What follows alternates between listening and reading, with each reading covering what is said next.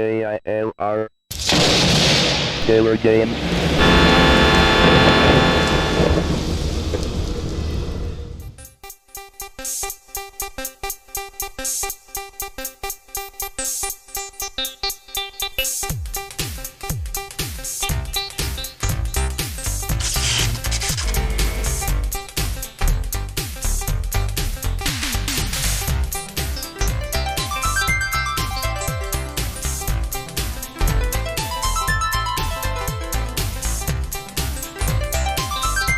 Hello gamers, simmers, and pilots. I am the Killer Gamer, and welcome back to our coast-to-coast flight from the west coast to the east coast using Flight Simulator 2 for the Commodore 64 using the SubLogic scenery discs. Something that I've done long ago, back in the 80s. Not this particular flight plan, but just in general, and it's something that I just kind of wanted to do 30 some years later. just to do it and record it and invite all you folks to join me for the ride. So where are we, and where's our flight? Where are we going to next? Well, let's talk about that.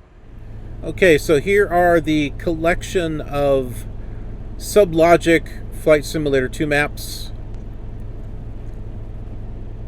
And as you can see, we've been flying from the west coast, going to the east.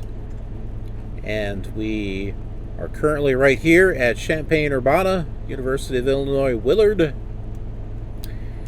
We're going to be flying up here to Danville, and then we're going to be flying south. I think Indianapolis is probably going to be a good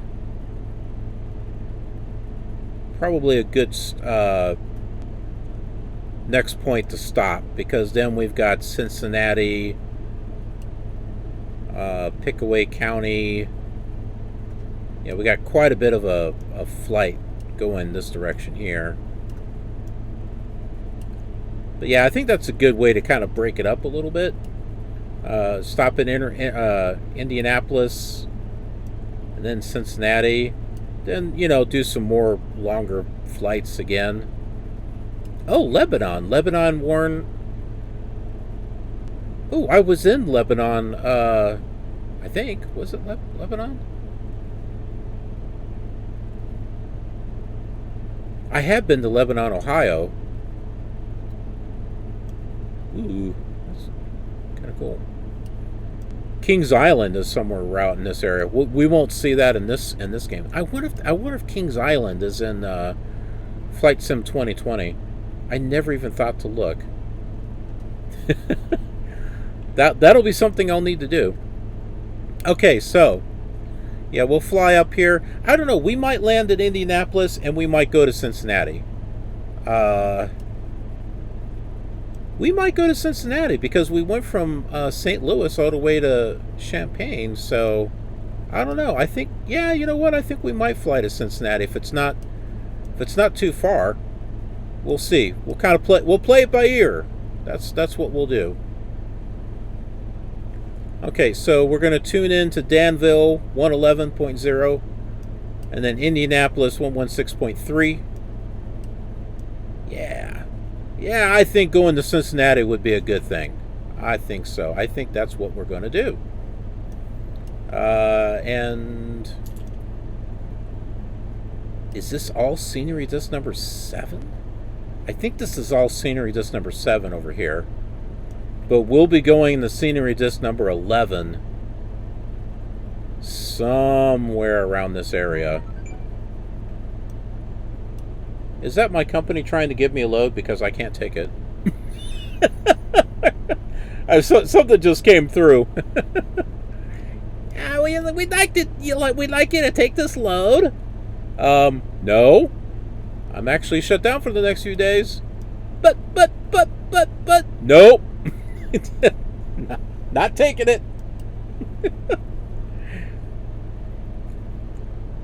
I'm streaming. Don't interrupt me with loads that you want delivered. Streaming, it's more important. Danville is 111.1, I think is what we were saying. Ooh, it's getting cold in here.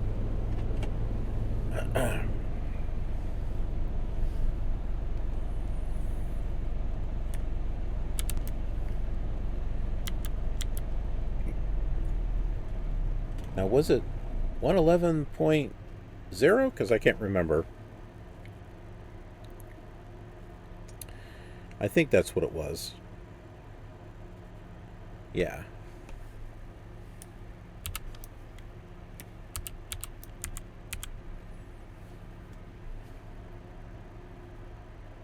Okay, there we go. Danville is 35 miles away.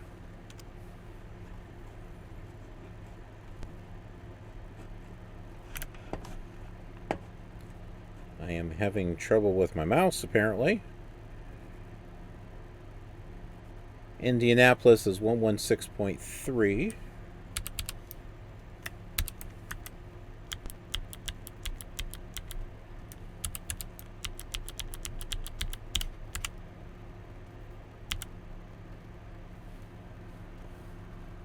Okay, and we can't get a signal from Indianapolis yet.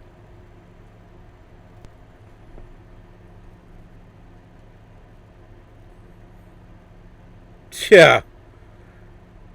And sadly, there is a list. They've got a good list and they've got a bad list. That's the thing about trucking that really irritates me. There is this favoritism. I understand that if you've got truckers that are just rush, you give them all the good loads. But if they're rushing, then they're not really focused on safety either. Because they're focused more on the hustle, more on the rush, more on the money than shutting down when they should be, slowing down when they should be.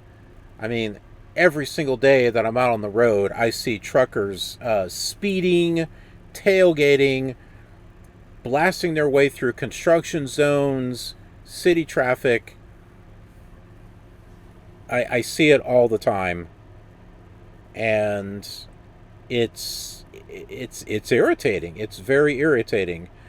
As a professional driver, you should really be stepping up your game, and doing the things that you're supposed to be doing, following the road signs and everything, doing what that actually says, and not just, well, I gotta roll, It's all fun in a video game, but in real life, yeah, I've got a problem with that. I do what I'm supposed to do, but at the same time, sometimes I feel like I'm being punished because I'm trying to do the right thing. But I feel like sometimes I'm getting punished with, well, if he's not going to hurry up and rush, then we're just not going to give him really good loads. And I'm trying to be safe. I'm trying to, take the right amount of time to get somewhere. I'm planning my trips, doing my trip planning, making sure that when I shut down somewhere safe, and I don't just park off on the side of the road. And that's how a lot of these truckers do this hustle, rush stuff. They run out their clock. They park on the side of the road. They park on an on-ramp, an off-ramp. They park behind trucks. They park in areas that are not parking spots. They wind up blocking other people in. I've just seen, the stuff that I've seen has just been disheartening, I guess. And there's a lot of it. It's a very, what do you want to call it? It feels like a very selfish industry. There used to be a time where truckers were like one big family, but now it's a lot of what I see is everyone is out there for themselves, and it's sad.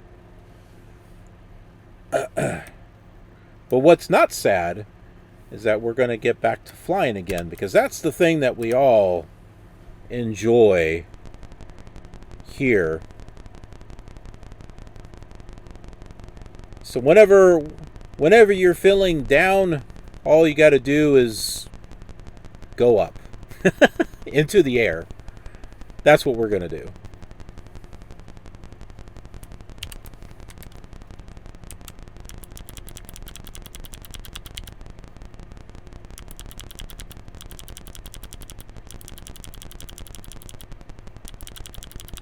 I am looking for the right heading to Danville. Okay, I think that's going to be somewhat the right heading right there.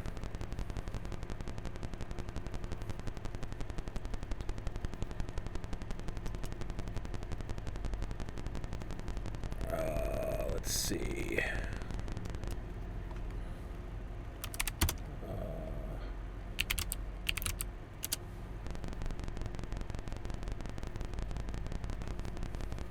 So about a heading of 060. Guess that will work.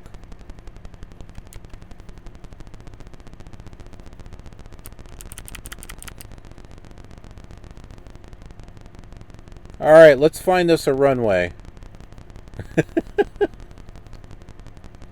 Shouldn't be too hard to see. Oh, we were going to fly over Champaign to see what kind of scenery is there. Maybe we should take off from runway 32. That should take us right over the city.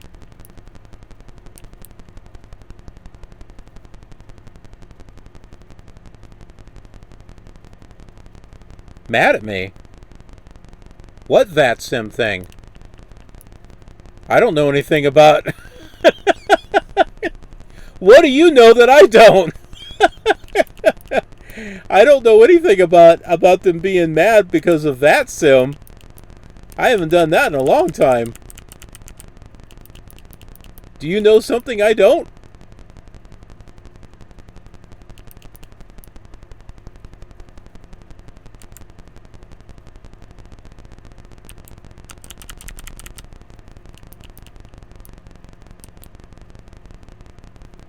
Oh, wait a minute. I think I know what you're talking about. What are you referring to? See, I thought you were talking about the trucking.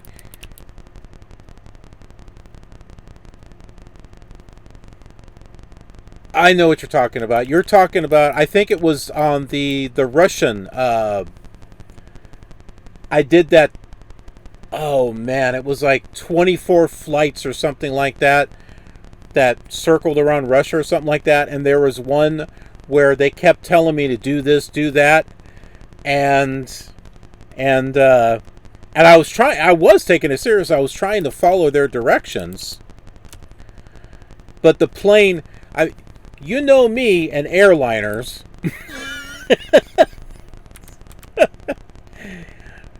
They don't always cooperate the greatest with me.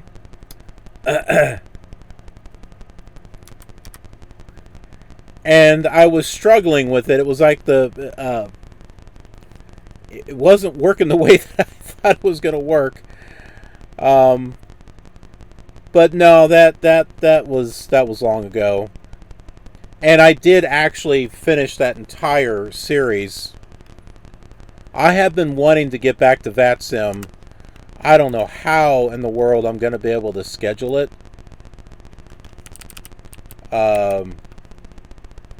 With what I do.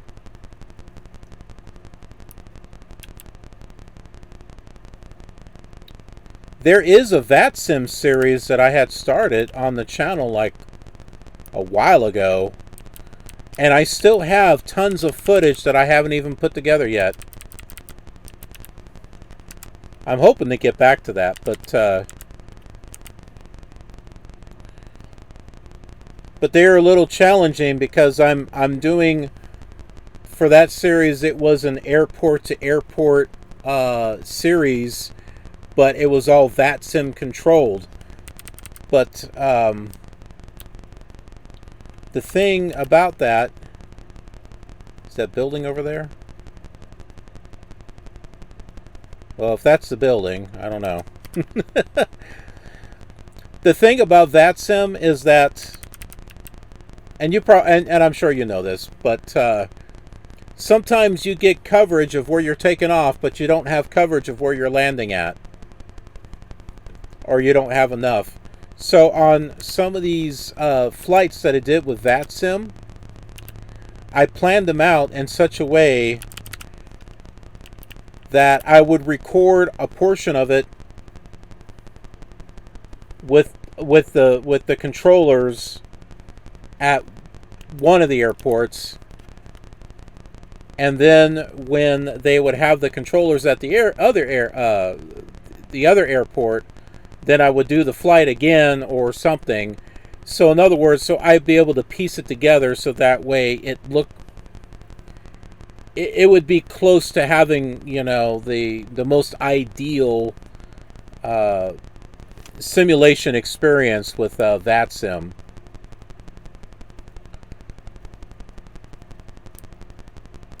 So I've got a lot of footage of flights from one location to another location, but I don't have flights that connect to them just yet. If that makes any sense. So it's like I've got A to B to C to D, but then I don't have anything to D to E or E to F, but then I've got G to H, H to I, but nothing from I to J. Does that make sense? So I've got all these pieces that are, you know, pieces of the puzzle that are recorded, but I don't have the little pieces in between.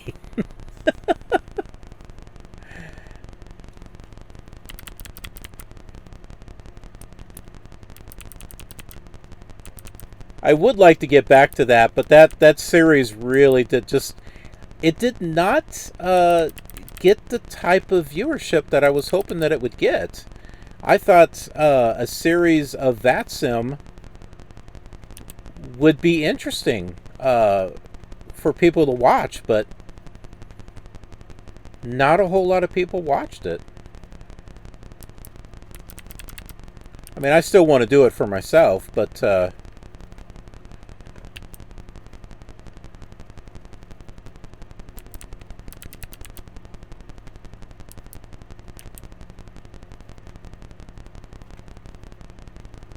and I even shortened them. So the VATSIM Ventures, that's the name of the series, I actually shortened those. I shortened those to where they were 30-minute videos. So it would show all the highlights and stuff. Pretty much like the KILR light flights. And then I have the actual full flights over on Patreon, which that kind of died. It died on me.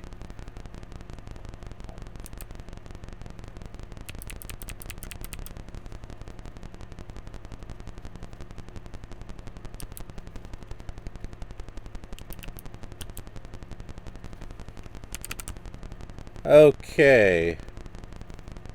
Here we are.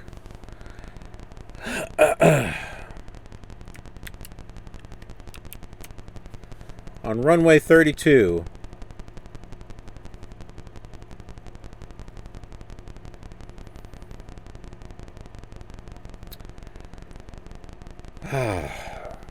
Let's go ahead and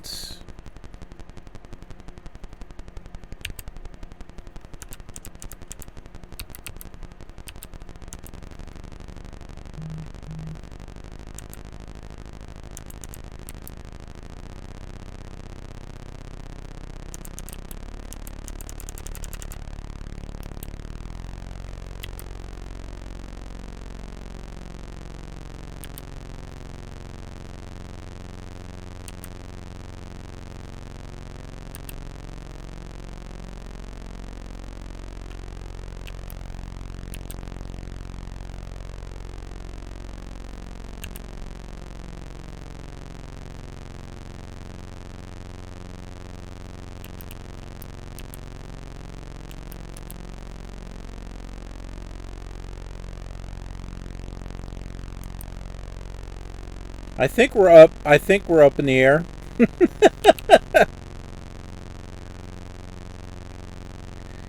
It's almost like the runway just kind of slid right out from underneath us. Oh, and now we landed again.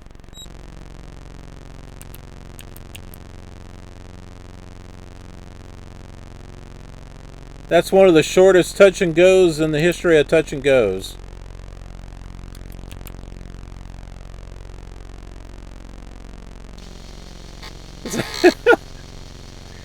It's like we were like perfectly lined up with the runway, going right down the runway, and it just kind of slid out from underneath us.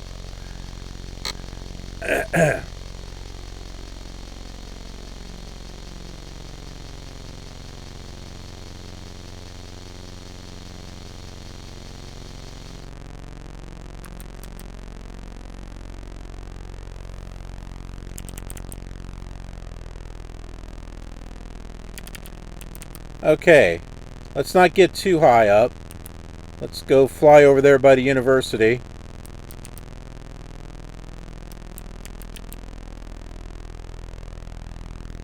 What is going on with the graphics over there to the left? Sorry. What's all this stuff here? What is all that?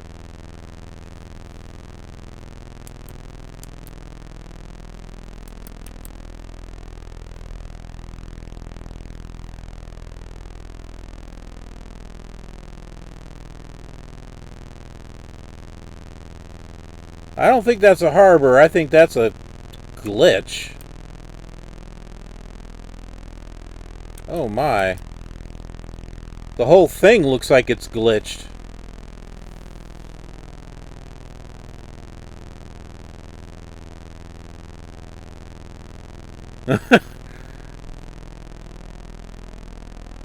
I don't know.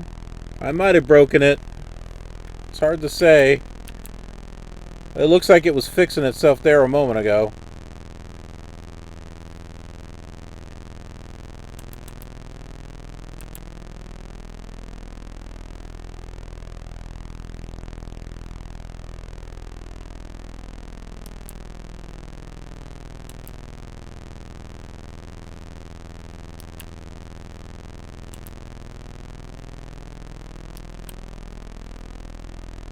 Yeah, see, it looks okay now.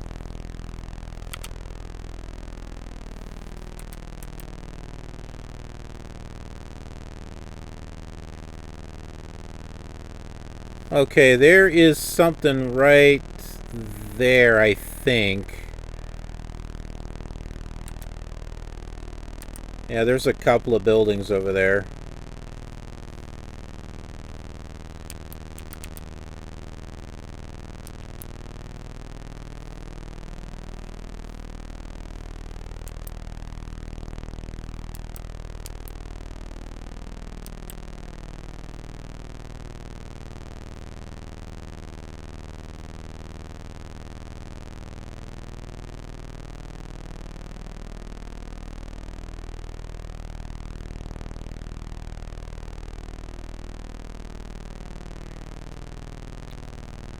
It's hard to tell if that's an actual emulation problem or if the C64, if the real machine would actually do the same thing.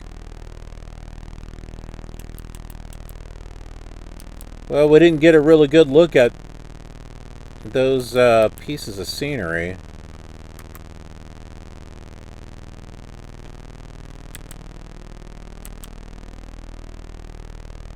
There they are there. I think that's like an observation dome or something, and then that's like a... This is supposed to be the university right here.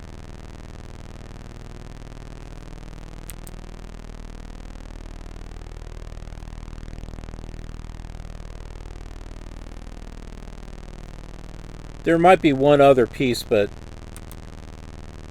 I'm not for sure.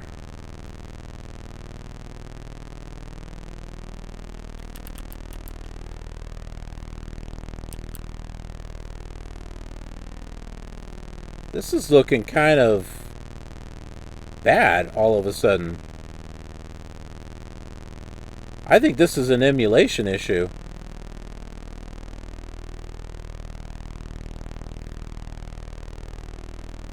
It was not giving us this type of problem before. This looks kind of awful.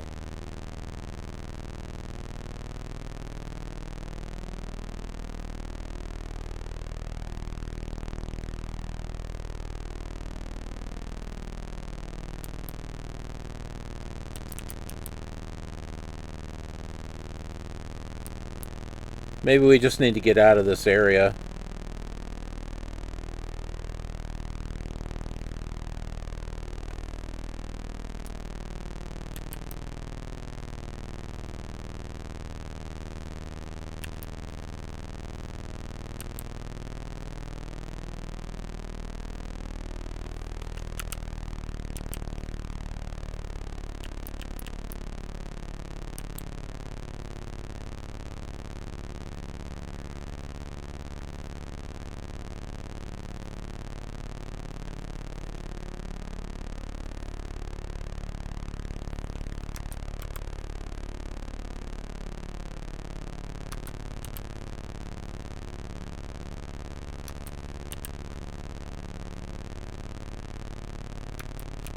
And that is Champaign-Urbana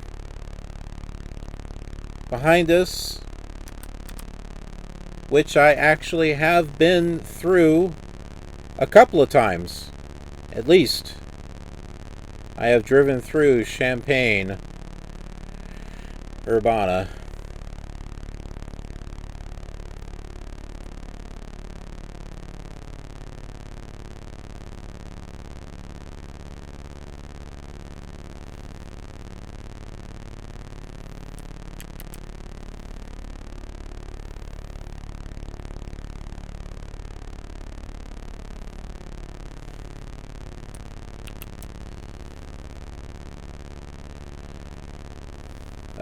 Always remember to do that Control B and Control D.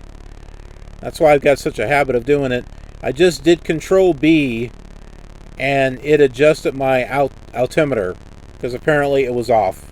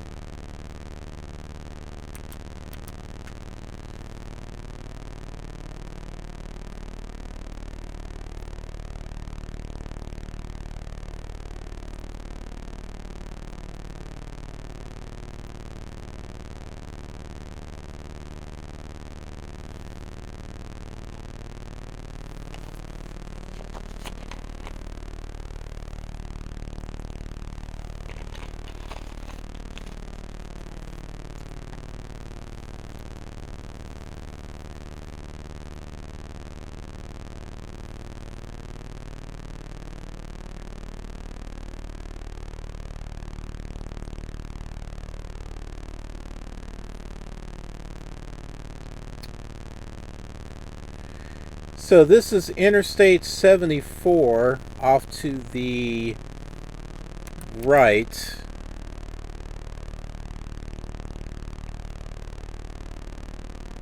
I think.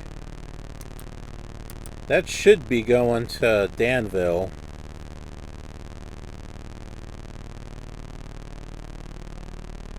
So I don't know why it's taking us a different direction.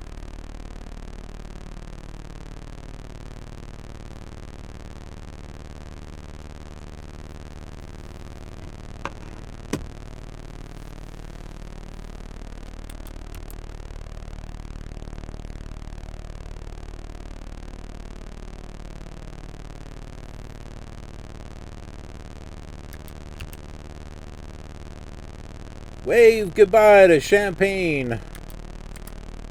And actually, this is the first time that we've looked at this during the daytime. Because when I did this on the Killer Gamers World Tour series, we arrived at Champaign at night.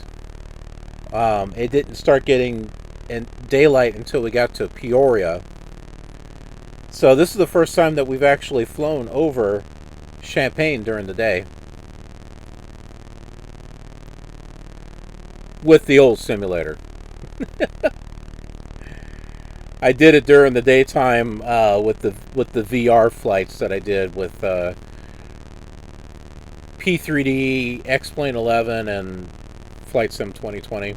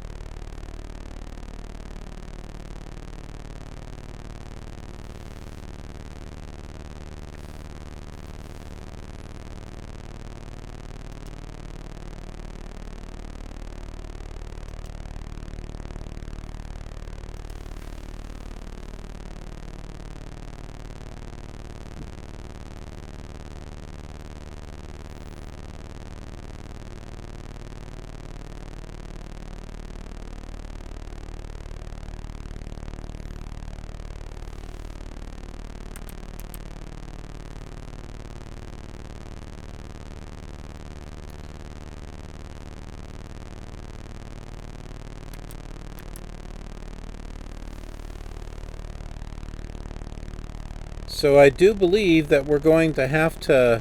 Oh, that might be Danville out there. I don't know. I think we're going to have to flip over to the other scenery disc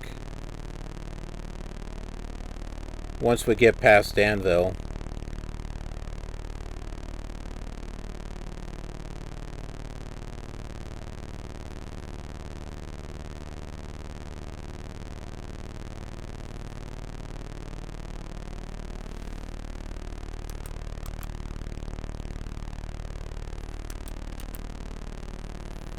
That could be the... Alright, that might be the interstate that I was thinking of right there. What did I say? Interstate 74? I think that's what that one there is. The one over on the other side must be something else. But that looks like that's going right in the direction that we're going.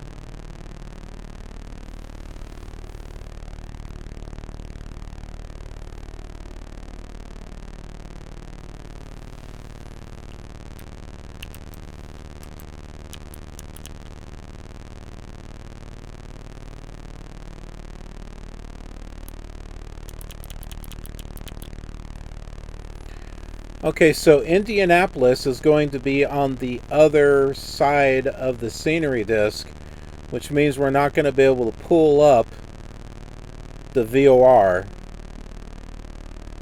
because it's not included on this particular side. So we're going to have to, when we get to Danville, we're going to need to set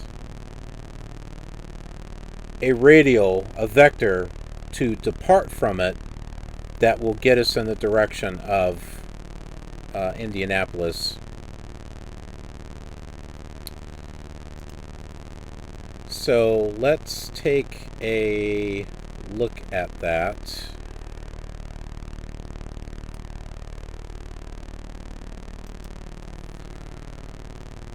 So you can see here I've got this line going to Indianapolis, and that looks like, what, 9, 10, 11, 12, maybe a vector of 130? That will get us roughly in the right direction.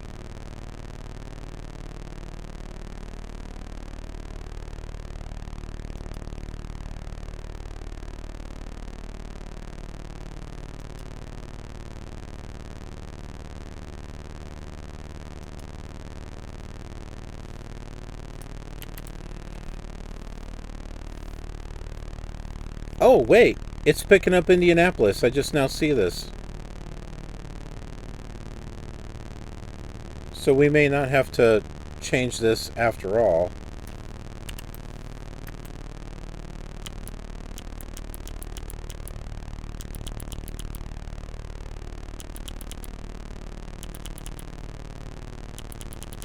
Maybe.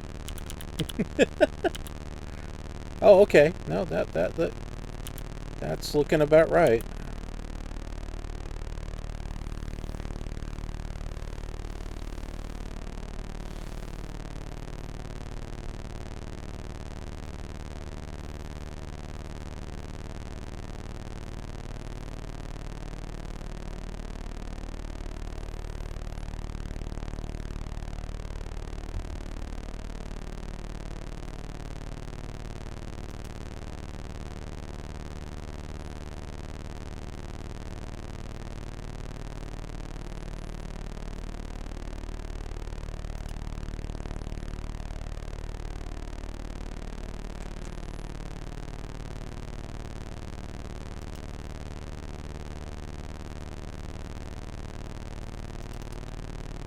I am looking for something in case you're wondering.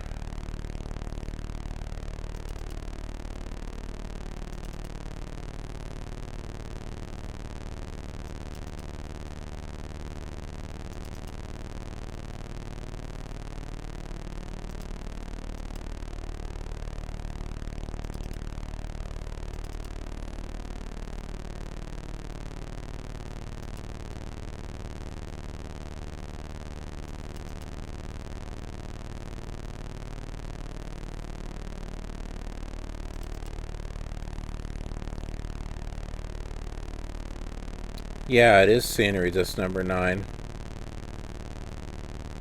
I'm looking at a map. I'll show you what I'm looking at here.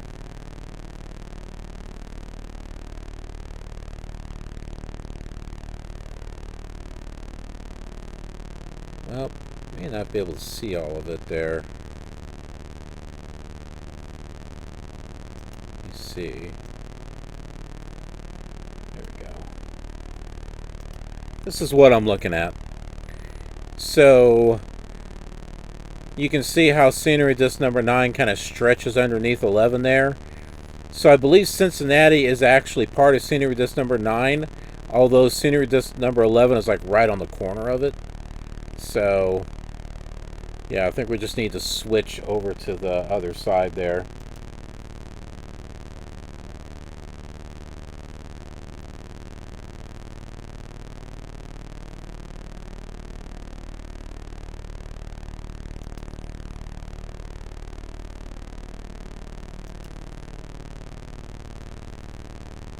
Well, this looks like a bunch of patchwork up here, doesn't it?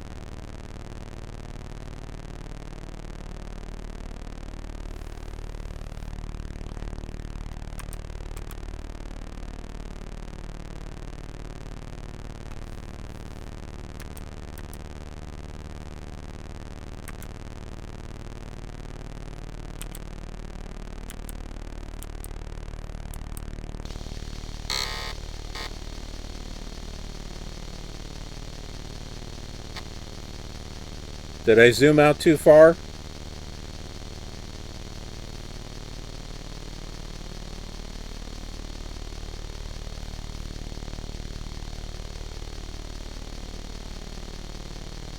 Yeah, apparently I did.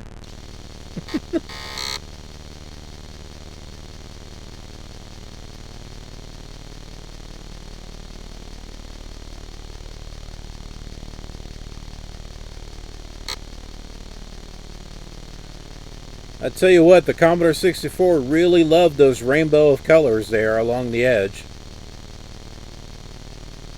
Look at that. Like, what is that, farmland or something?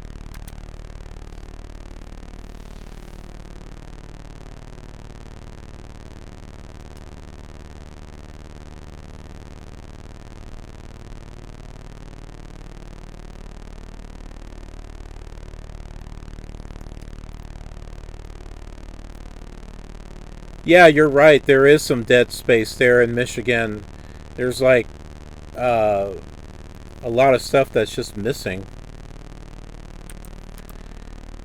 So I guess this is supposed to be farmland or something out here. Or it's a big checkerboard. Take your pick. That, I think, is the Danville Airport right there.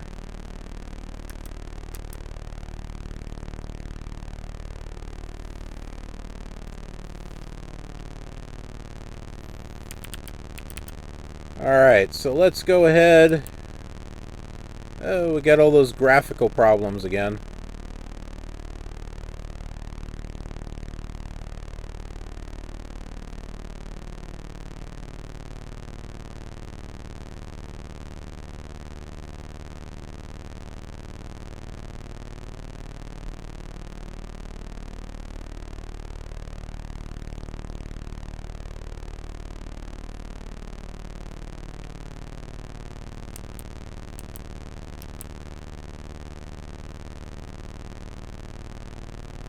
Hopefully that'll go away when we switch over to the other side of the scenery disk.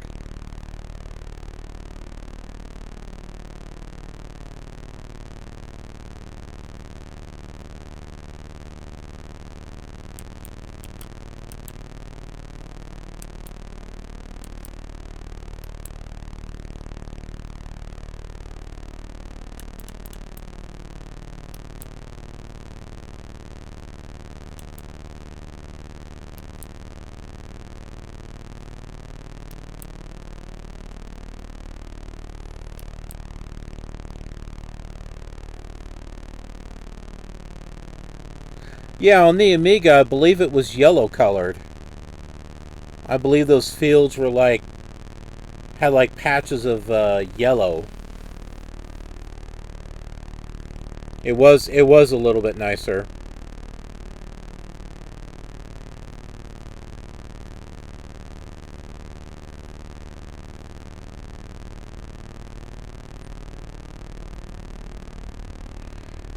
Imagine a Commodore 64 with a CD-ROM drive. Imagine if you could have more detailed scenery for Flight Simulator 2 that wasn't limited to just floppy disks. So imagine if they had the whole thing on CD-ROM and you could have more colors than just green and blue and gray. Because, well, they got all the different colors shown up, in the frame around it. Red, yellow, purple, green, dark green. They got all these colors that are showing up around Flight Simulator. So why can't it be in the scenery itself? Well, one reason is because you can only fit so much data on side of a floppy disk, but imagine if it was like high density floppy disks, or if they had the CD-ROM technology at the time. That just would have been, we might have been able to see a different version of Flight Sim, possibly.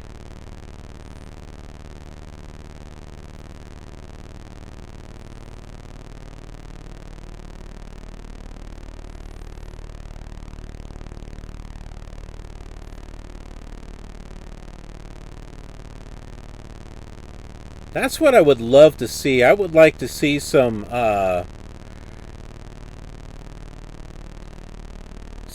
mods or something for these old Flight Sim games. I really would love to see if someone could actually finish the work that SubLogic didn't do. Finish up the scenery disks that they didn't do. I think it would be such a small niche of people that it wouldn't be worth it.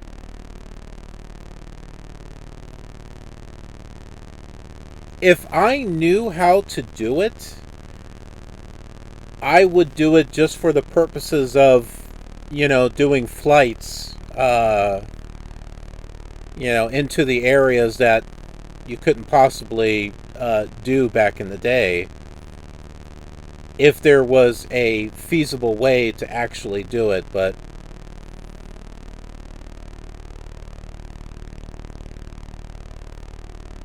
because I've made my own scenery before. I've made my own scenery for Flight Simulator 4, and I've added some stuff for Flight Simulator 5 and 98. So I've done my own scenery, which I've used on the KILR Gamer World Tour series.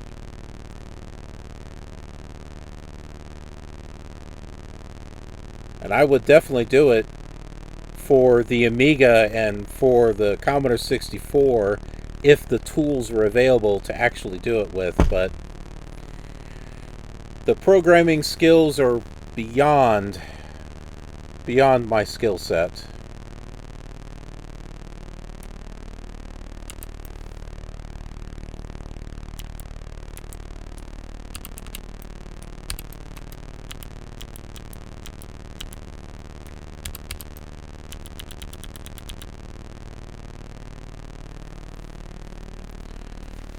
Okay, it is 55 miles to Indianapolis.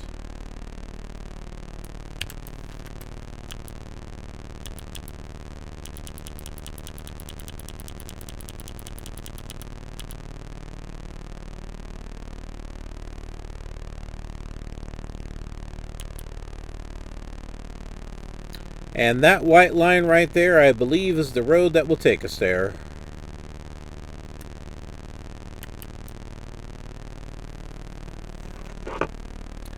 And I have been on that road before. I think that's the 74.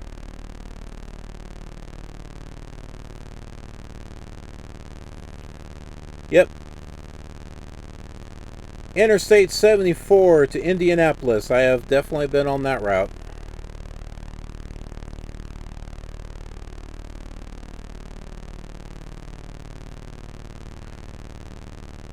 And you can't go through Indianapolis, you have to go around it.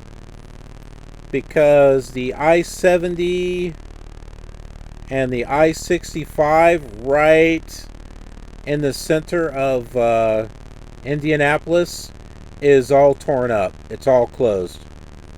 So you have to take Loop 465 going around south of Indianapolis, or take 465 going around the north side of Indianapolis just to get to the other side.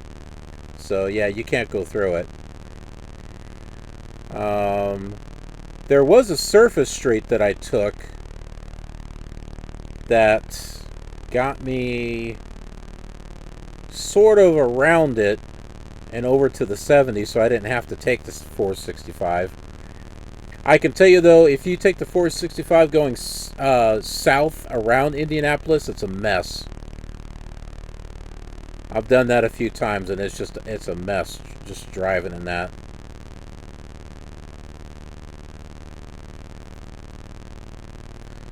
Yeah, and then from Indianapolis to Cincinnati, that is I-74 all the way.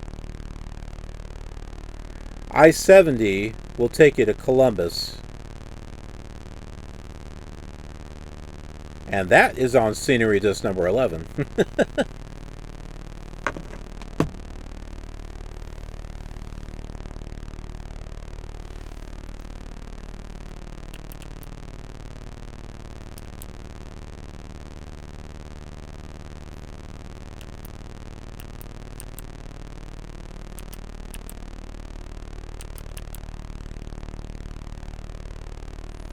Oh, so I should take a look at that message that my company sent. At least I think they sent something. I thought I heard it on my company thing, but maybe they didn't. Maybe they didn't. No, I don't think they did. Oh, no, here it is.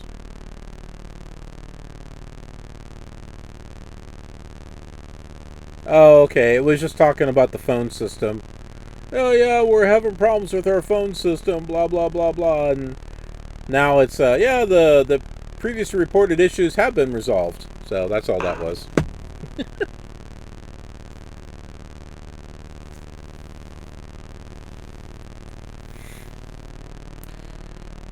My magnetic compass that says 111. If you didn't know that was a magnetic compass, you'd probably be wondering what that is. It's like, what is that? Is that a ribbon? Is that a is that like a a military rank. What is that? But no, that is a brown box with the numbers 111 in it. Right there above the COM1.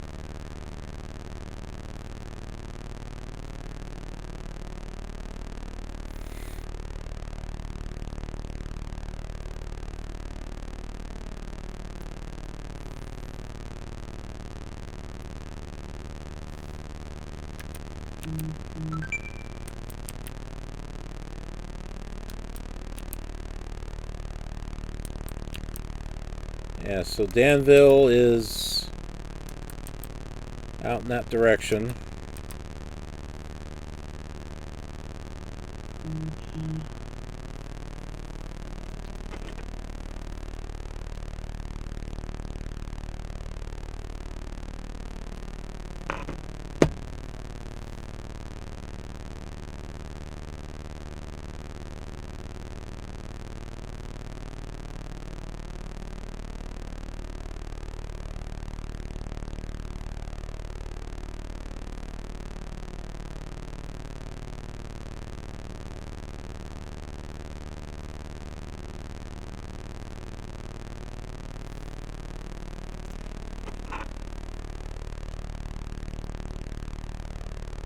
We probably will land in Indianapolis.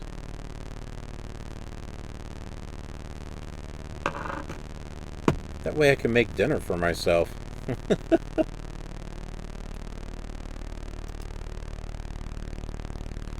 Because it is going to be about 45 miles until we get there.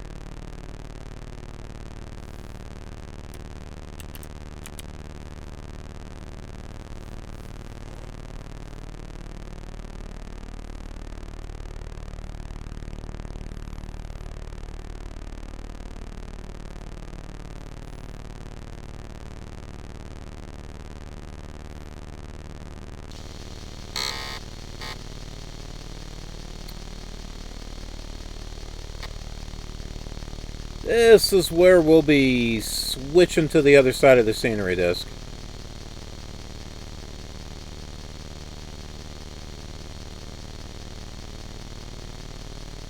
Yep. We got nothing. Nothing right there. Okay, so just put that right there.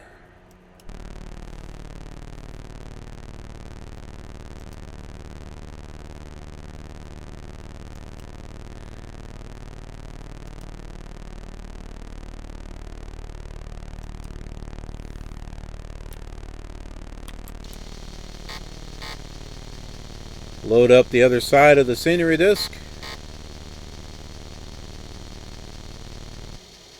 There we go, St. Louis, Cincinnati.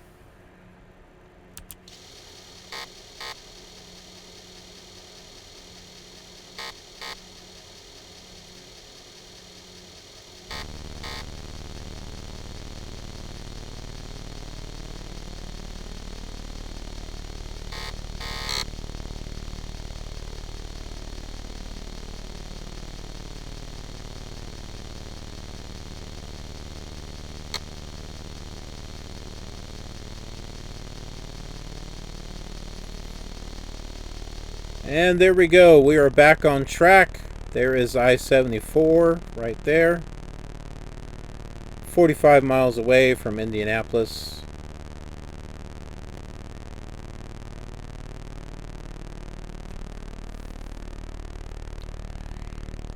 You know, with the better detail and maps that they did with the Eastern scenery discs, I had wished that they had gone back to the western part and fixed it up, you know, scenery disc 1 through 6. But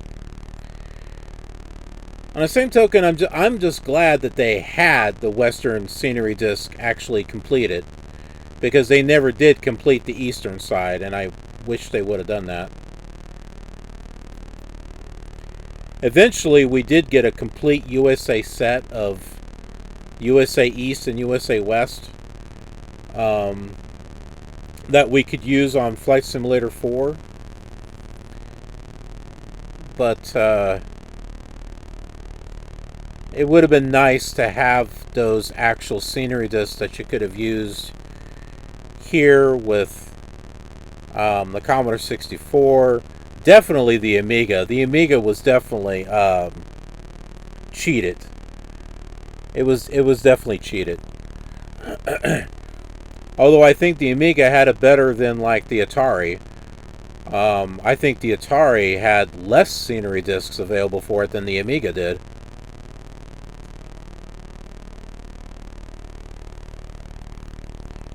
But yeah, it's like the Amiga had they had everything out on the East. They even had one that the Commodore 64 never had, and that was scenery disc number 12. So the Amiga had that.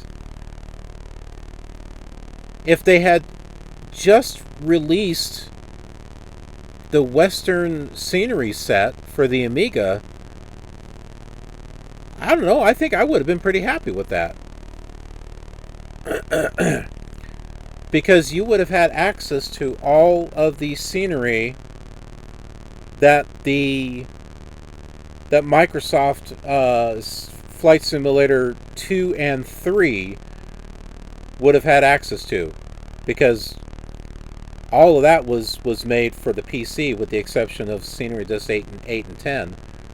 So the Amiga would have had the same access if they had just released scenery discs 1 through 6 for the Amiga. The Amiga would have had the same thing that the PC had. Missed opportunity.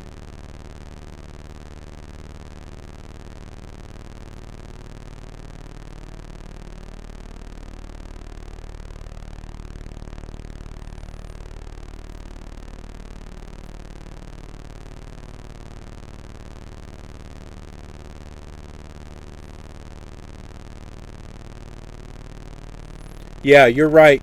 That's exactly what it was.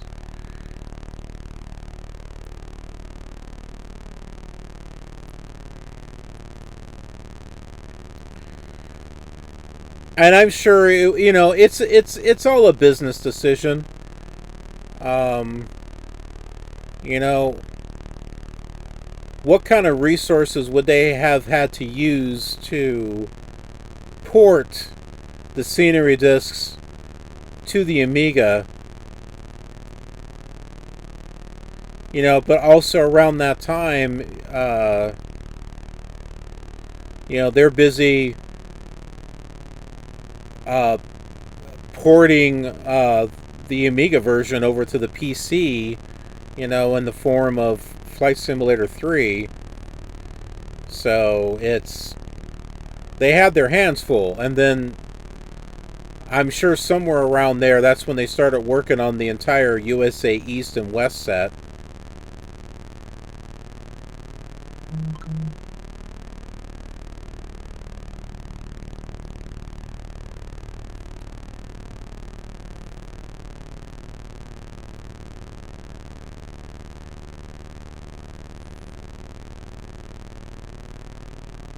Somewhere in an alternate reality, those scenery discs were actually completed. All we need is a device to go to that parallel world to get the scenery discs, and then we can bring them back here. And then that way we can all enjoy.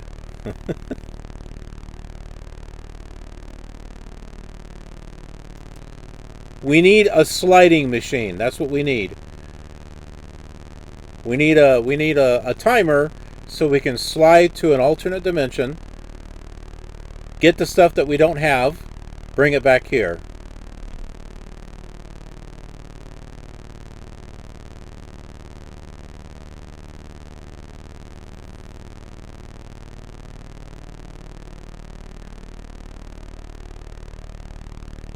Yeah, you've got a very good point about that. You have a very good point about that.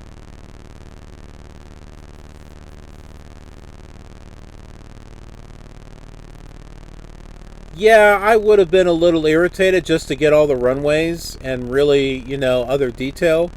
But on the same hand, it would have been nice to be able to do that cross-country flying on the Amiga, which, you know, you're able to do on the PC and you're able to do on the Commodore 64.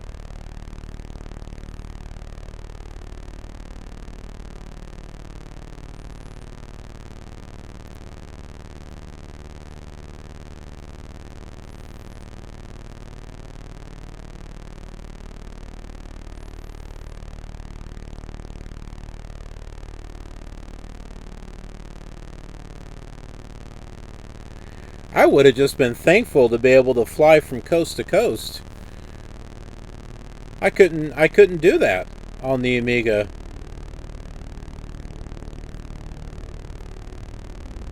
I mean, you can kind of do it, but not with airports.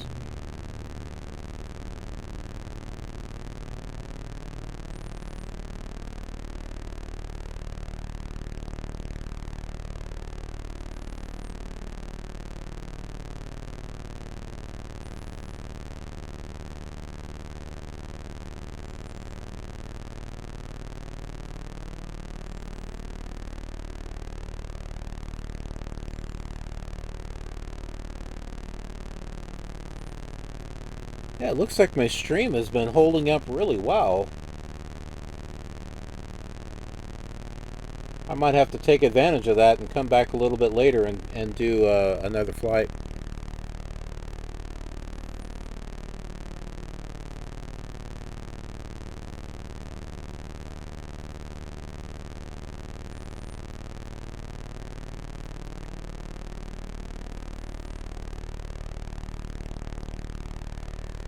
If there's one thing I want to accomplish, I want to get all the way to the east side to Martha's Vineyard. I don't want this to be an unfinished series. I want to actually get all the way to the other side.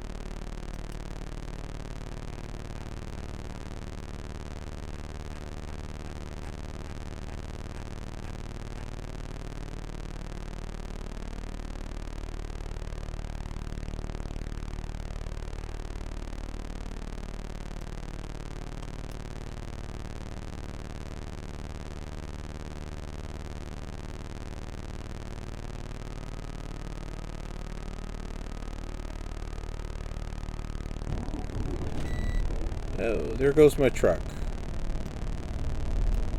It is starting. It's on what's called opti-idle. So when the battery gets low, the truck will start, so that way it can charge.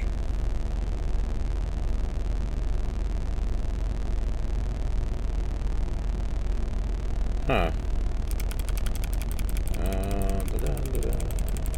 Trying to find the right map here.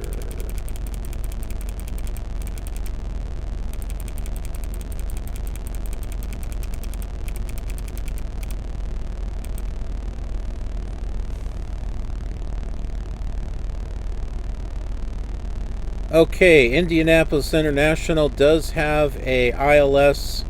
It's runway 4 left.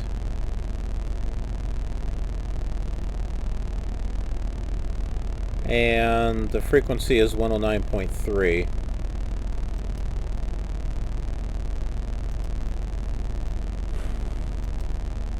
And the comm is 125.35. So, hey, let's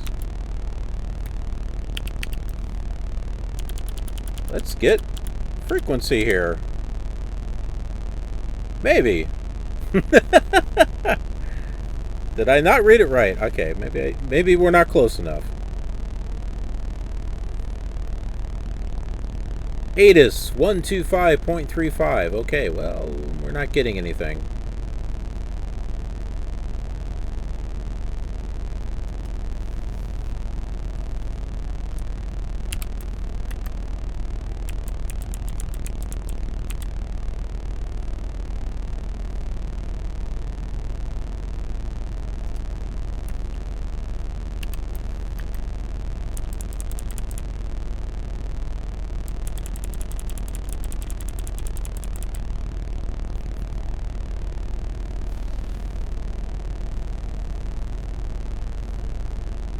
The never-ending tour. The never-ending tour is the Killer Gamers World Tour. That's the never-ending one. I had so much that I wanted to do with that.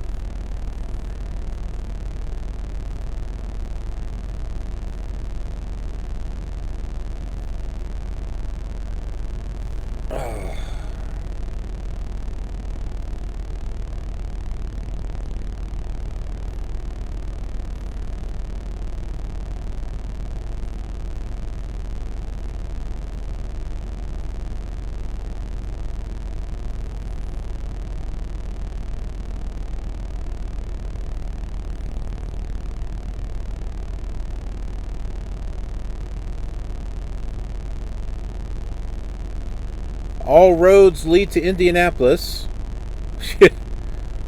And there's a lot of them, actually. So you can see the interstates here. This one right here is the 74. This line over here is the 70. Then you've got this line. So like these, you get two lines that look like they're parallel to the horizon. This one over here to the right, that's the I-70. This other one is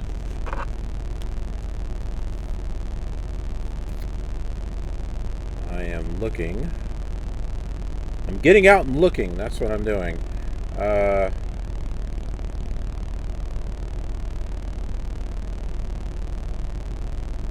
it's not an interstate. Could be the 65. That might be the 65. Yeah, so this line right here is probably I-65, which connects up with the I-90 near Chicago.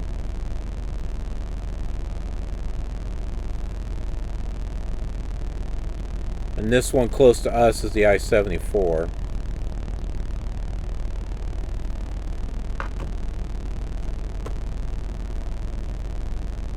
'69?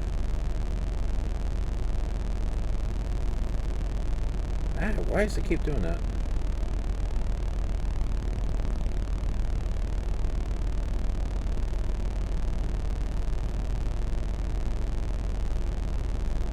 I don't think we'll see 69 yet. I think we're going to have to get closer to Indianapolis before we see it, because it's on the east side of Indianapolis, and we haven't even approached the city yet. I think I-69 probably is in here, but I don't think we're going to see it just yet. It's probably over here on the other side.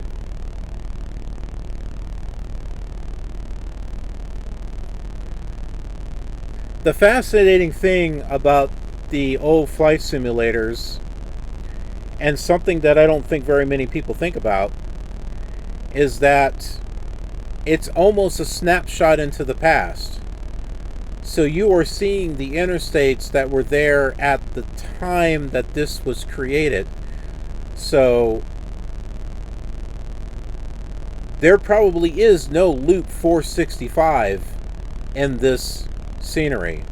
It's probably just I-70, I-74, I-65, and I-69. Oh, and then I-65, which goes south. It's probably just those. It probably doesn't have the loop.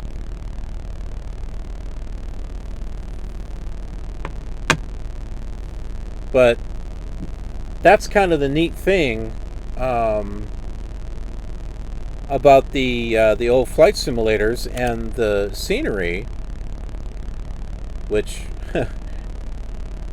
I just now realized that we need to. We're getting a little too high in altitude.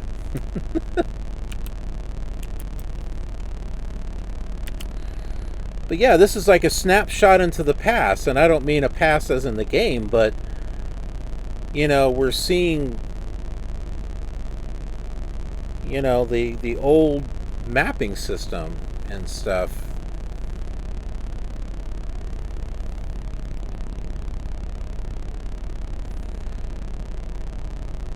There are airports with runways in this simulator that were later closed and torn up. And I don't mean Chicago Megs, and that's a good example, but there's other airports where back in the old flight simulator, you know, PC and Commodore 64, they had 3 runways. Now there's only 2. Or they tore one up and it turned into a taxiway, and now they built another one. You know, these are really fascinating windows into the past.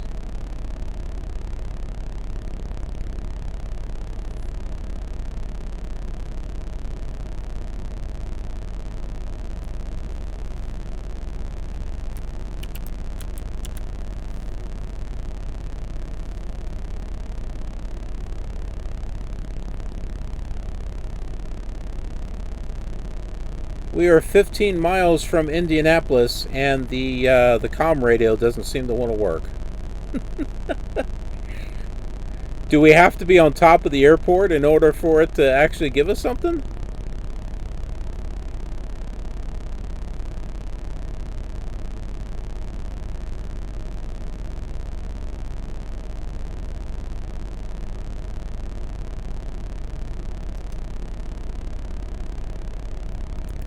Maybe we got to be within 10 miles.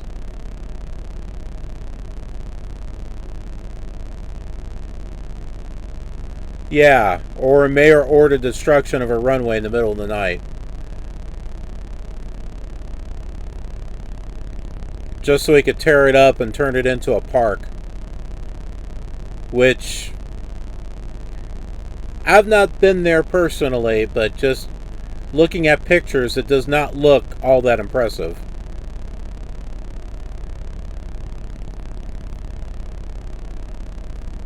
But I am making plans over the summer of taking some time off in Chicago, so that way I can actually go to the island and where Meigs Field used to be.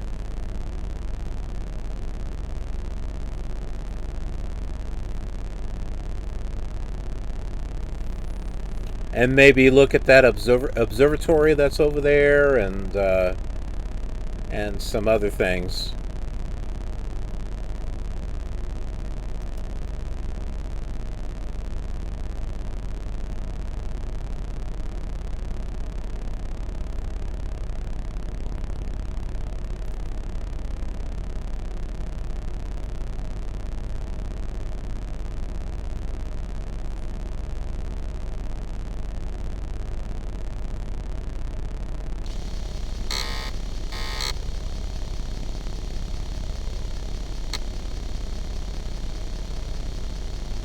Well, I do believe we're getting close to Indianapolis.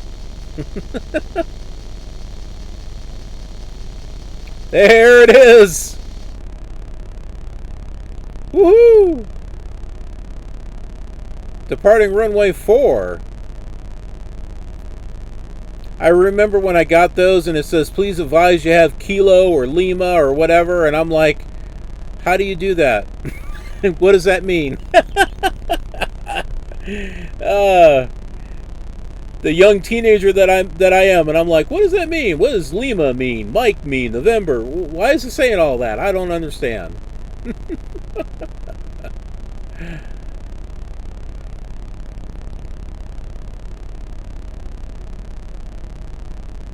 I understood it later.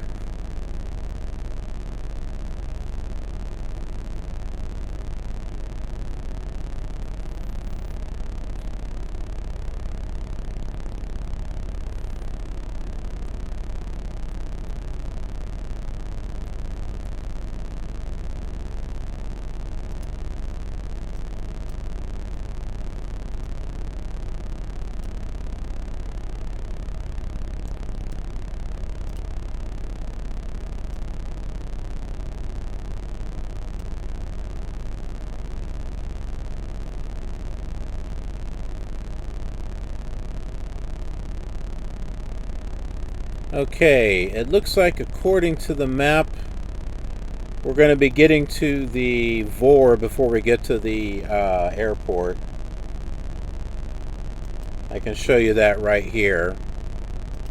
So here's the VOR right there. There's the airport right there.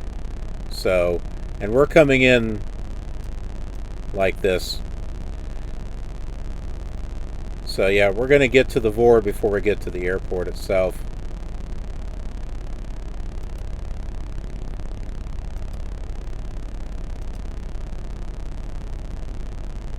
Does it ever change what runway it wants you on? Yes. If you put in weather. So if you put in the winds, it will actually change. I have seen it do that.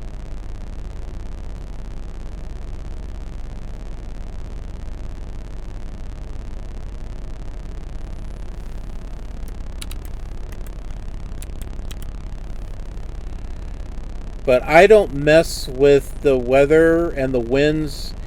If anything, I'll put in a cloud cover, you know, which is just gray. But I don't really mess with the winds because I don't think it's done very well in this old simulator. So you remember when we were taking off and the runway was kind of sliding out from underneath us? Okay, that happens a lot when you put winds in on this old simulator. Like, you're going to take off and like the runway is like off to the right now, or you're lined up, you're about ready to land, and now you're out in the grass. In order to land, you got to like position yourself at an angle, which, yes, I do know that for real there have been some pilots that have had to angle their plane, even jetliners, at an angle in order to land on the runway. But we're talking about an old simulator, and that was not really simulated too well. And in some cases, I remember when I was flying and I was getting pushed away. Like I would be aiming towards it, and I'm being pushed the opposite direction. Kind of frustrating.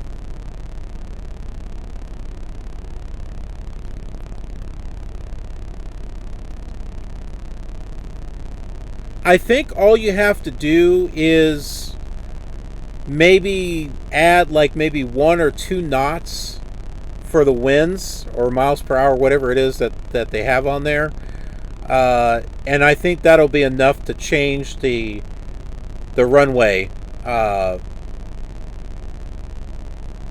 it tells you to take, without it,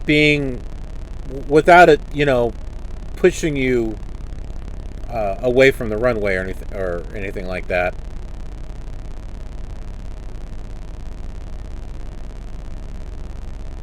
I know I had gotten a little silly one time, and I put up like winds that were like 30 or 40 miles per hour, and you could be sitting on the ground and you can see your, well, you don't see the plane, but you're in the plane, and it's just being blown across the airport.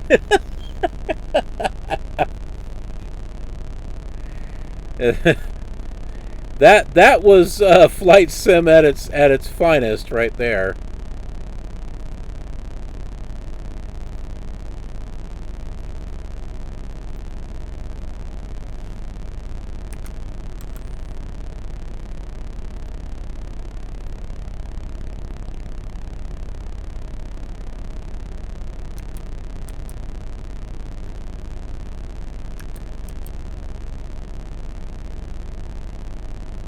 I think the airport is over here somewhere.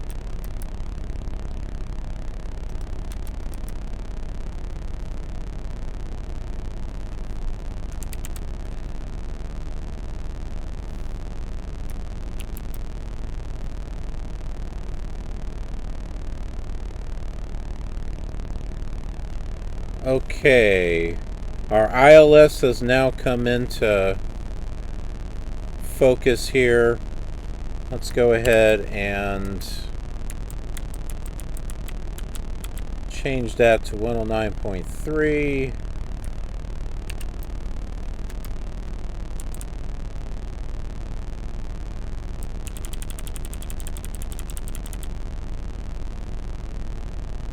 Okay, so now that we got the ILS tuned in, now we know that we're 7 miles away from the airport.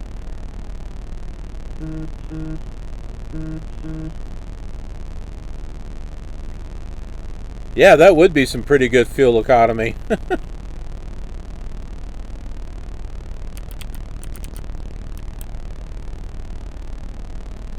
Yeah, we still got some graphical glitches going on there.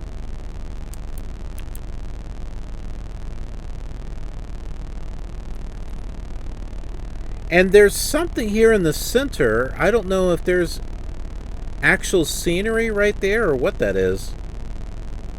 Or if it's just a road.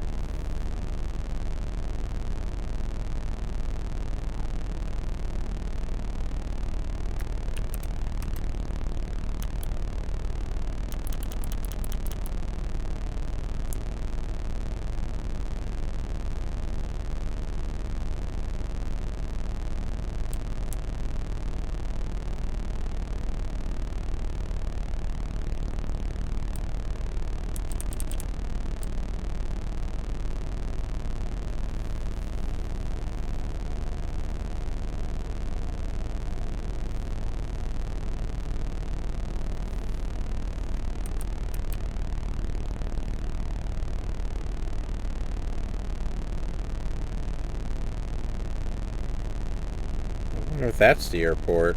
I don't know.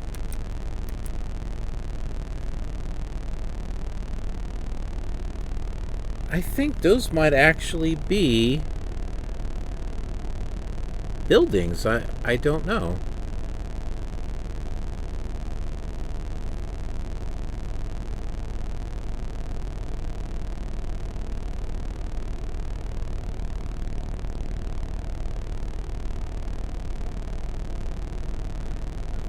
Well, that might work as long as you don't stall. If you stall, game over. Maybe.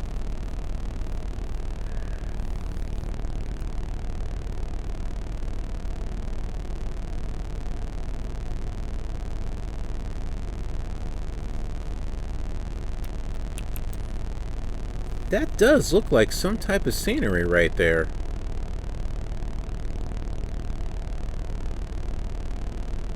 Like a couple of buildings or something.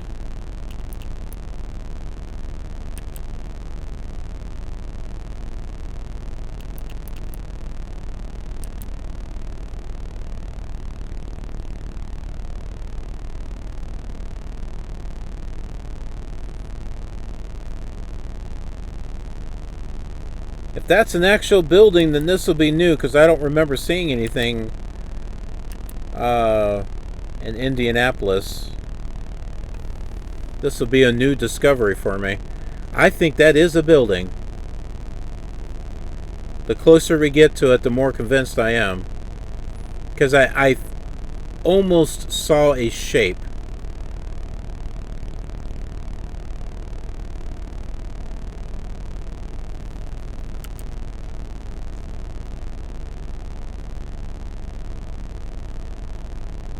Now the question is, what building is it? It's got to be some type of important landmark in Indianapolis.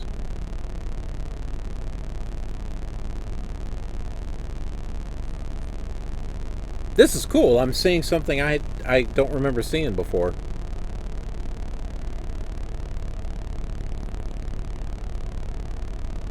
Unless it's just a single, maybe it's a runway. Maybe it's not a building at all. Maybe that's a runway. Maybe it's an airport. I think that's what it is. I think it's a small airport in Indianapolis. I don't know. I thought it was a building. It's possible. We're still getting close.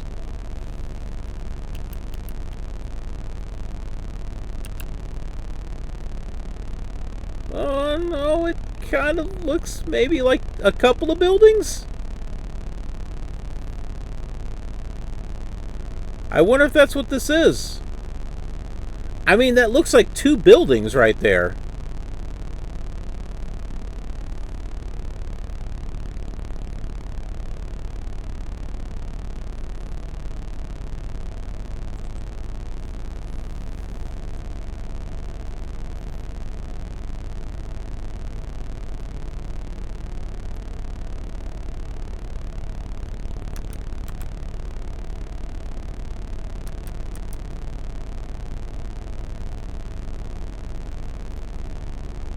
No, I think those are actual buildings.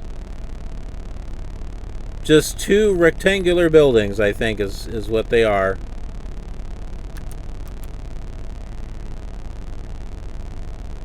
I don't think we're going to see them there.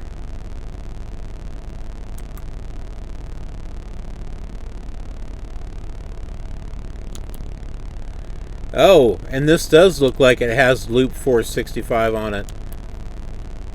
So there you go. There's the 2 buildings right there.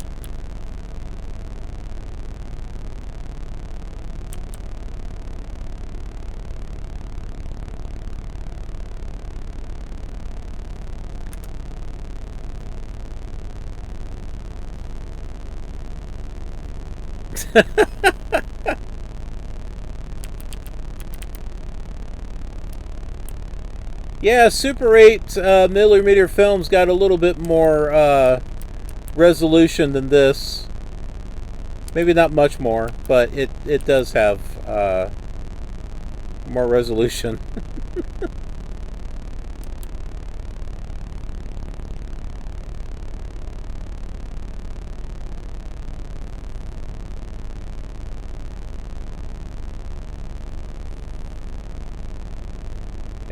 Now we got to go back and try to find the airport, wherever it's at.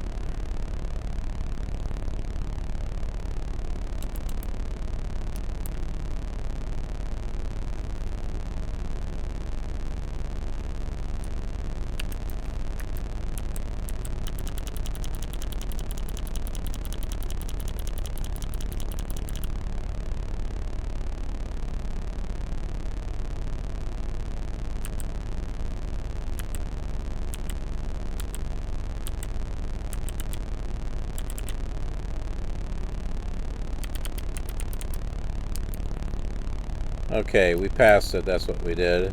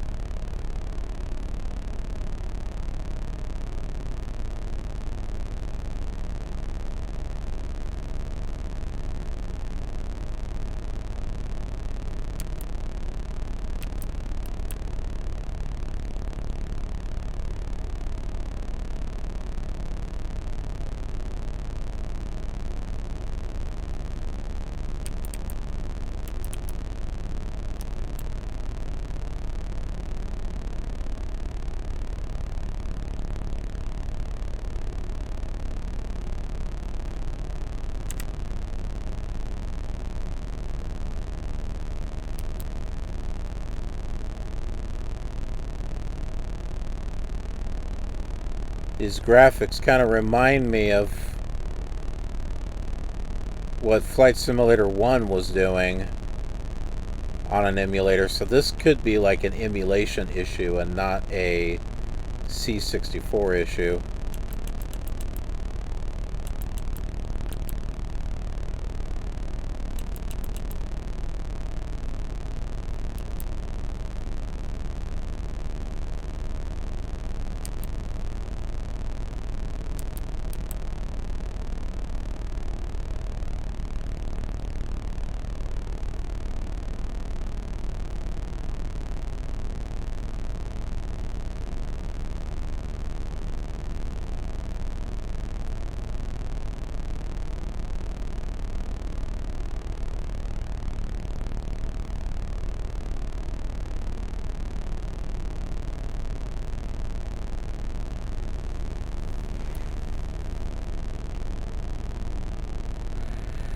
So I wonder if the ILS will line up on this one.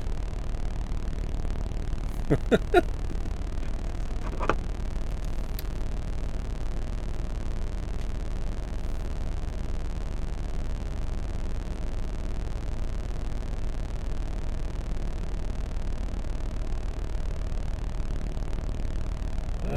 the meantime,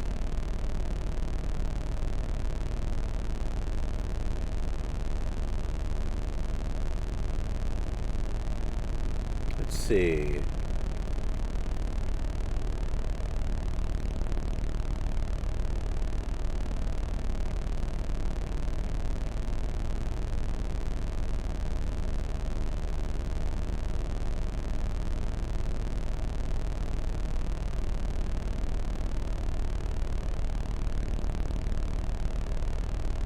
I'm trying to look to see if there's any type of famous buildings in Indianapolis.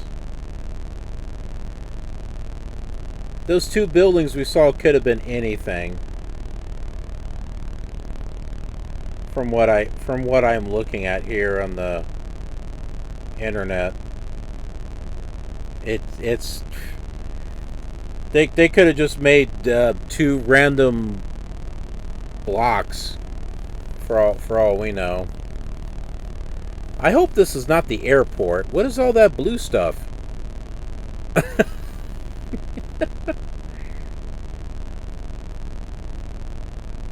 Well, does this airport have a swimming pool? I mean, what is that? Or is that their taxiways? That's the airport. What the heck?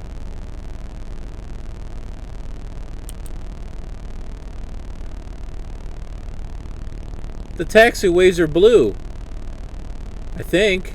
You know what's going to happen? We're going to land, we're going to touch it, and it's going to say splash.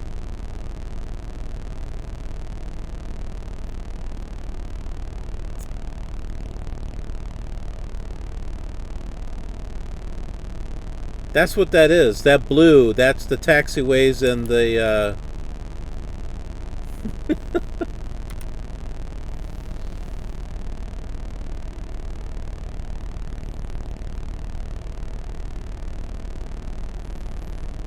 Yeah.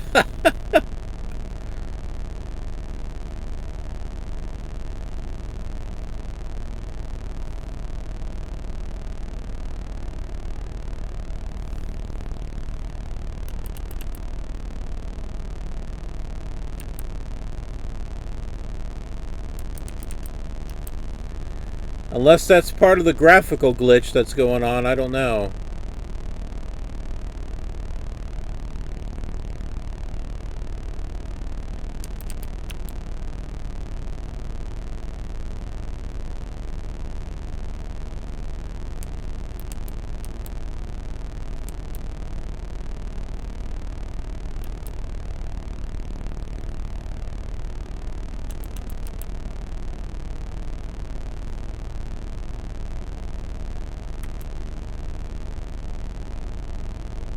We are flying over it now. Okay, that runway we're about ready to fly over, that's 4 left right there.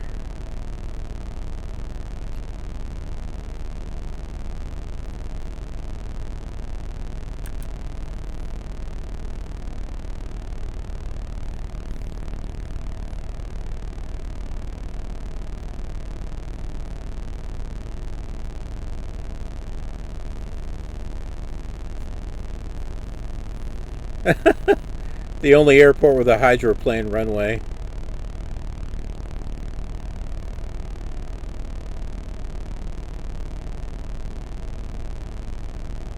What I did think was interesting was the Sky Harbor Airport, not the Arizona one, but the one that's over there by Duluth.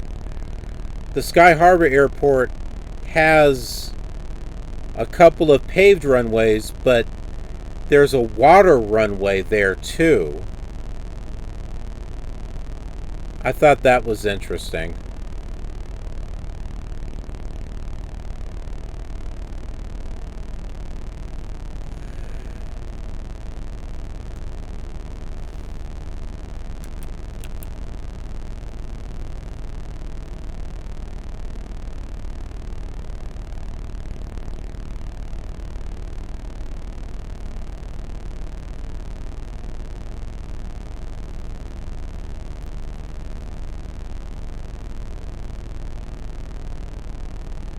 Now here's the question.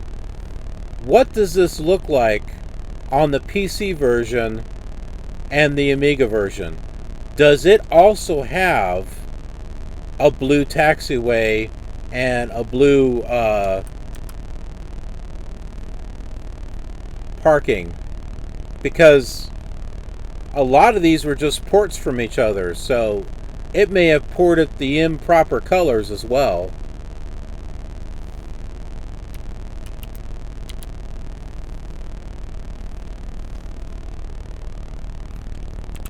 I'm going to start dropping some flaps here. We're going to get ourselves slowed down.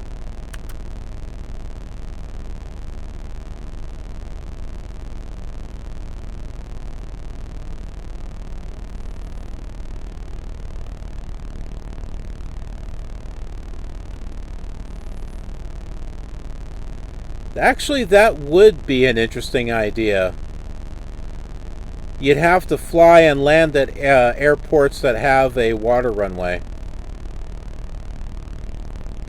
That would take some homework to find the ones that do. They'd, you know, be next to lakes or something. That's an interesting idea.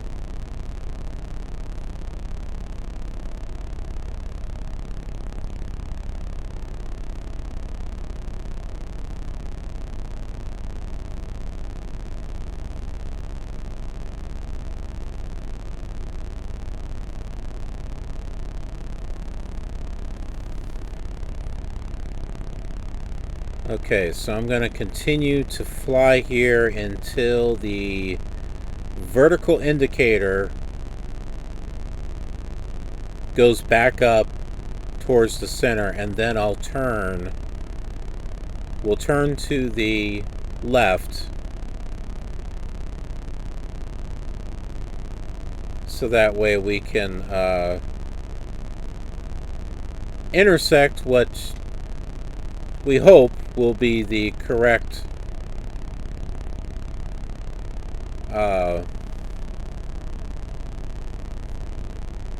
localizer. Hopefully this one's lined up. Who knows?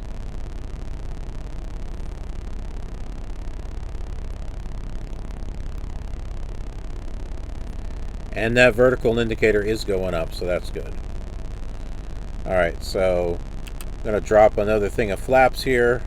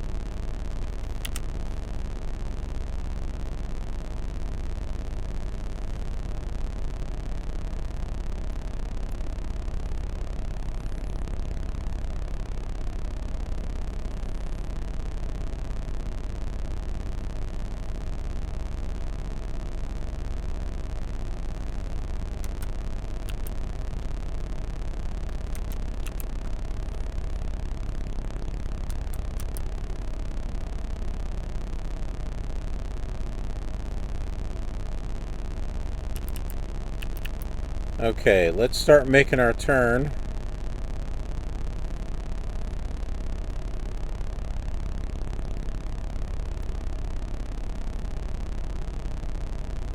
We're going to have to use our gauges because the graphics are doing some weird stuff here.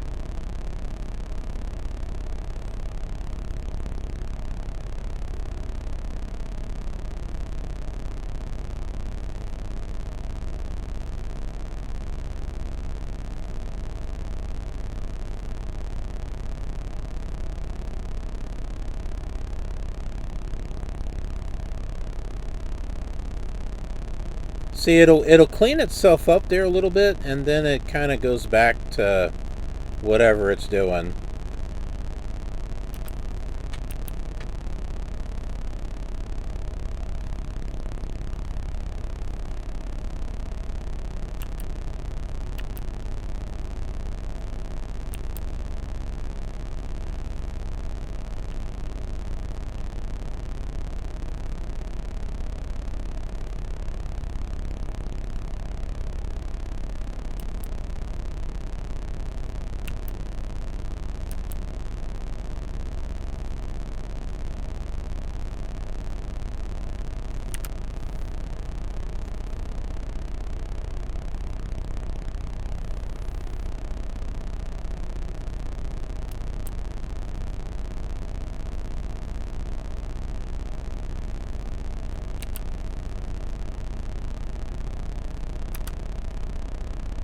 Okay, so we've got full flaps.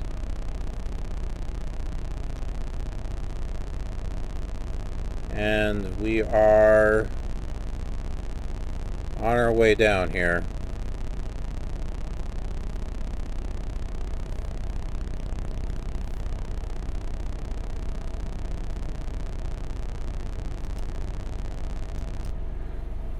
Oh, ouch. My ears are ringing.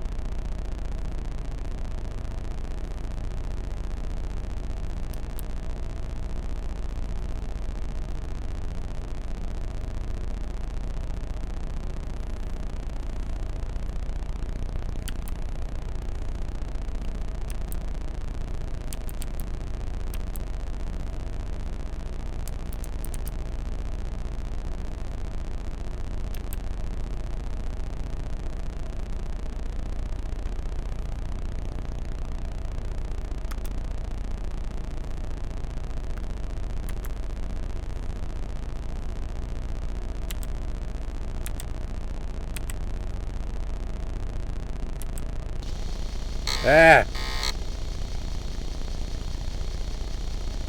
Zoom out too far and this is what happens.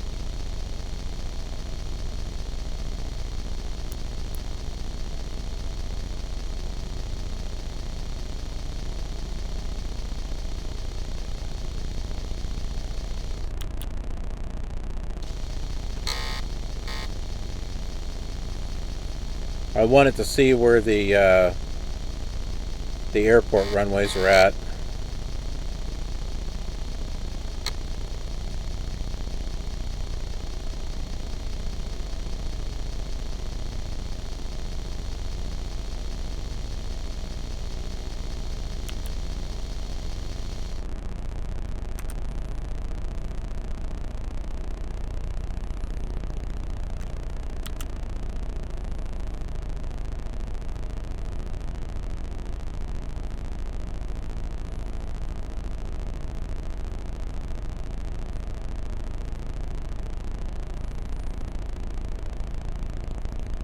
We're going to be coming in here at what looks like a 45-degree angle.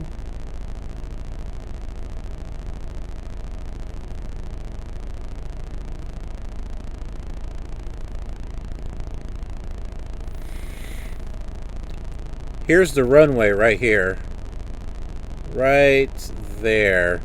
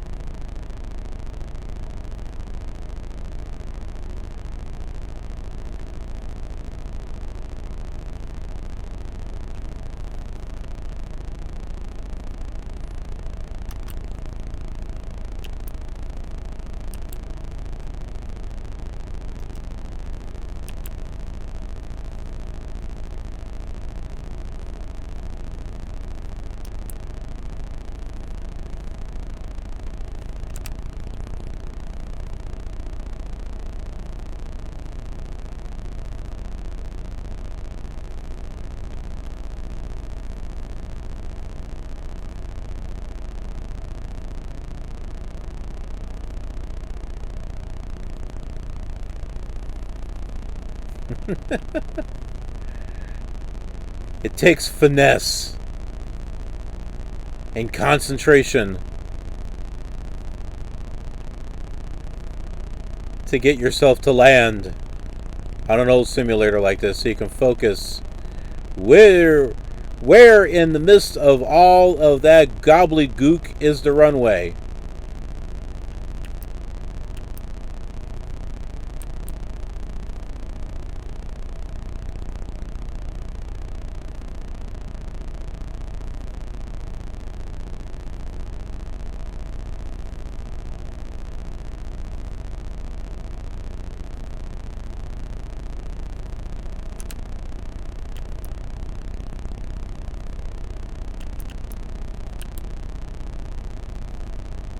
We're getting around to it.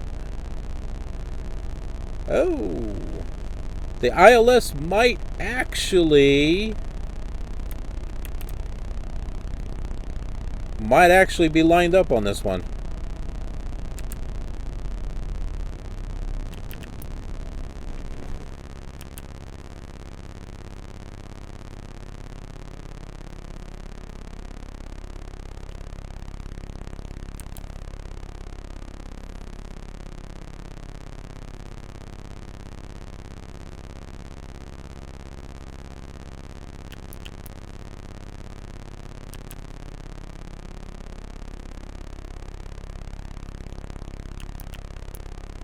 Maybe.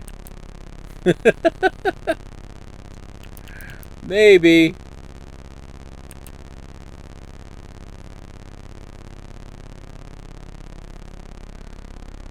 I think it's close.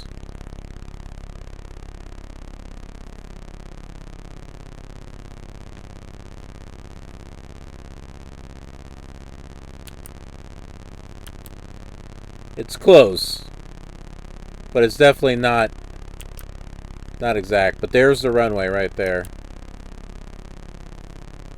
So, yeah, if you're doing an instrument approach, yeah, it might take you to one of those waterways there, but it'll get you somewhat in the right direction.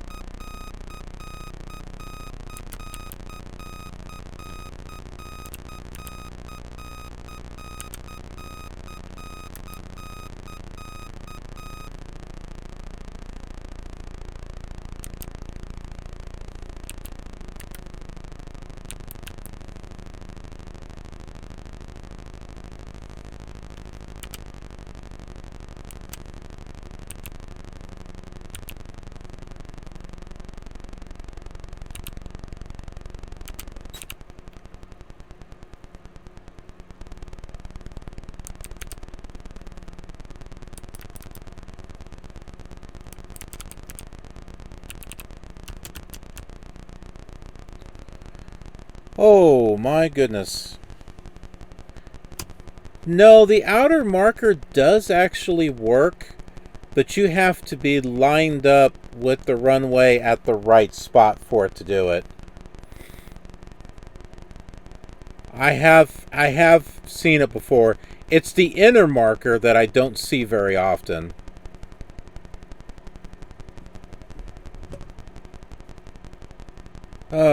Okay, so we are here at the airport.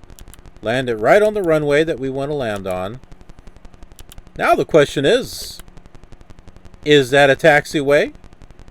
Or is that a Waterway. We're about ready to find out. This should be interesting.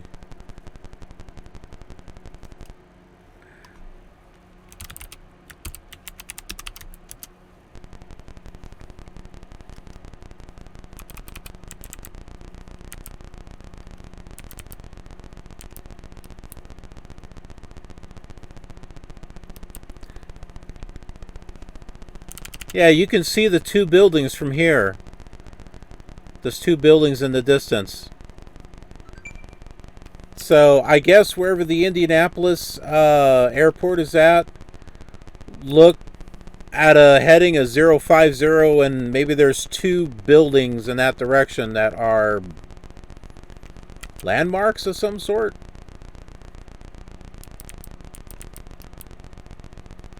Somehow I think the color blue signifies water. But let's see what happens. I'm curious.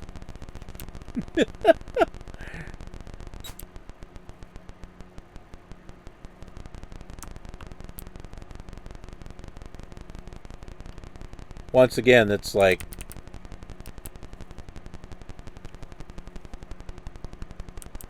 I don't know. Yes!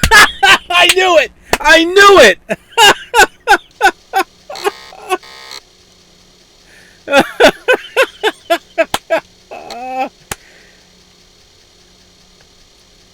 I knew it.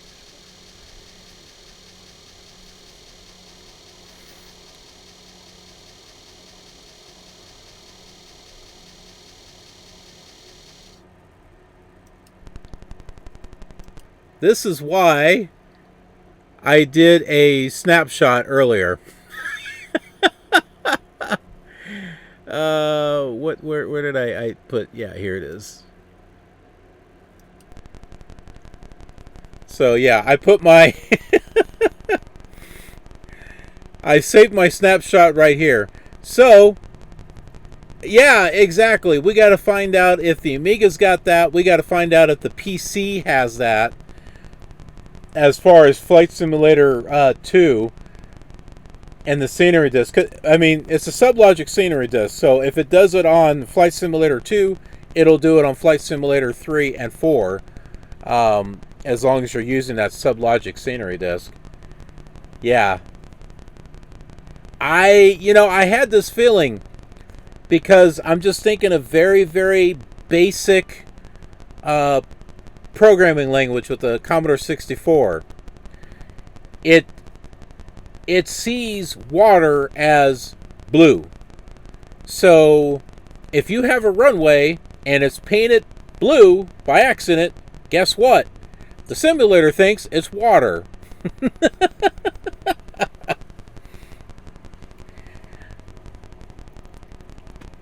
That's awesome. I am so glad that we decided to land here in Indianapolis and not fly past it.